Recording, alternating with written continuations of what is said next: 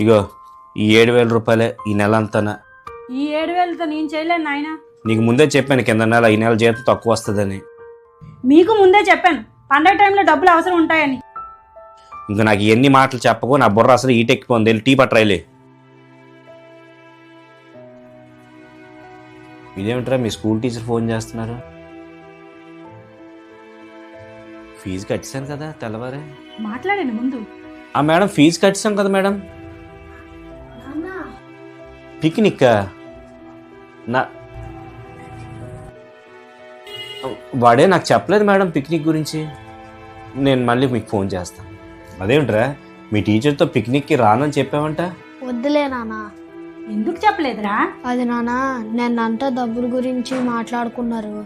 ఈరోజు శాలరీ వచ్చింది కదా, మిమ్మల్ని ఇబ్బంది పెట్టడం ఎందుకని అడగలేదు. వారి పిచ్చాడా, నీ సంతోషం కోసమే కదరా మేము సంపాదిస్తుంది. ఎప్పుడు కూడా అలా బాధపడకు. ఎప్పుడు చదివే కాదు, అప్పుడప్పుడు ఇలాంటి పిక్నిక్లకు కూడా వెళ్తూ ఉండాలి. ఇగో ఈ 1,000 రూపాయలు పిక్నిక్కి మీ టీచర్కి ఇవ్వు. ఇంకేవి నువ్వు ఆలోచించుకు, నానిచ్చిన డబ్బులు తీసుకో. థ్యాంక్ యూ నాన్న. ఆర్థిక ఇబ్బందులు ఎన్నున్నా అర్థం చేసుకునే బిడ్డలుంటే అంతకన్నా ఇంకేం కావాలి?